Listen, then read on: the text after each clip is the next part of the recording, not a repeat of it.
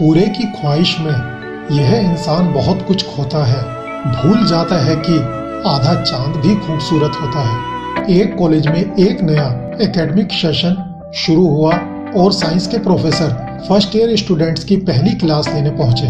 उन्होंने क्लास में लेक्चर देना शुरू किया। क्लास के सभी स्टूडेंट्स बड़े इंटरेस्ट से उनके लेक्चर को सुन रहे थे और उनके पूछे गए सवालों का जवाब दे रहे थे।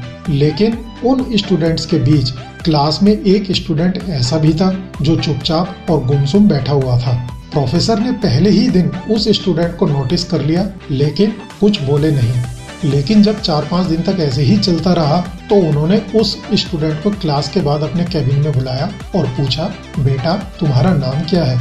स्टूडेंट ने जवाब दिया, सर शांतनु। फिर प्रोफेसर बोले, शांतनु एक बात बताओ, तुम हर समय उदास रहते हो, क्लास में अकेले और चुपचाप बैठे रहते हो, लेक्चर पर भी ध्यान नहीं देते, क्या बात है? कुछ परेशानी है क्या? सर वो शांतनु कुछ हिचकिचाते हुए बोला, मेरे अतीत में कुछ ऐसा हुआ है जिसकी वजह से मैं हमेशा परेशान रहता हूँ, समझ नहीं आता क्या करूँ। प्रोफेसर बड़े ही भले व्यक्ति थे। उन्होंने शांतनु को शाम को अपने घर पर आने के लिए कहा।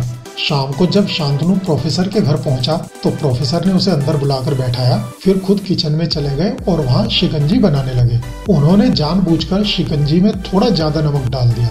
फिर प्रोफेसर ने किचन से बाहर आकर शिकंजी का गिलास शांतनु को देकर कहा, ये लो शांतनु, शिकंजी पियो। शांतनु ने गिलास हाथ में लेकर जैसे ही शिकंजी का एक घूंट पिया, अधिक नमक के स्वाद के कारण उसका अजीब सा मुंह बन गया। यह देख प्रोफेसर ने पूछा, क्या हुआ शांतनु, शिकंजी पसंद नहीं आई? नहीं सर, ऐसी बात नहीं है, बस शिकंजी में नमक थोड़ा ज्यादा है, शांतनु बोला। अरे अब तो ये शिकंजी बेकार हो गई, लाओ गिलास मुझे दे दो, मैं इसे फेंक देता हूँ।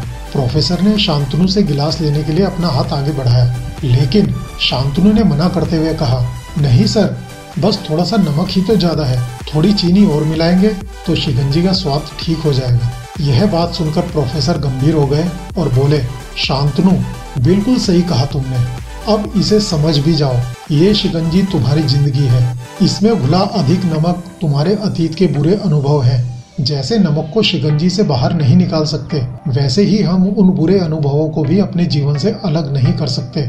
वे बुरे अनुभव भी जीवन का हिस्सा ही है। लेकिन जिस तरह हम चीनी घोलकर शिकंजी का स्वाद बदल सकते हैं, तो वैसे ही बुरे अनुभवों को भूलने के लिए जीवन में मिठास तो घोलनी पड़ेगी ना।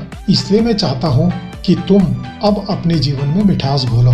प्रोफेसर की बात शांतनु समझ गया और उसने आगे बढ़कर प्रोफेसर के पांव छुए और बोला, सर आज आपने मेरी आंखें खोल दी, आपके आशीर्वाद से मैं आज अभी इसी वक्त अपने आप से वादा करता हूँ कि अब मैं बीती बातों से कभी भी परेशान नहीं होऊंगा और अपने वर्तमान पर ध्यान देकर अपने जीवन की मिठास को बढ़ाऊंगा, जिससे मेरा भविष्य सुंदर हो सके। फ्रेंड्स, हम सब के अंदर भी एक शांतनु बैठा है।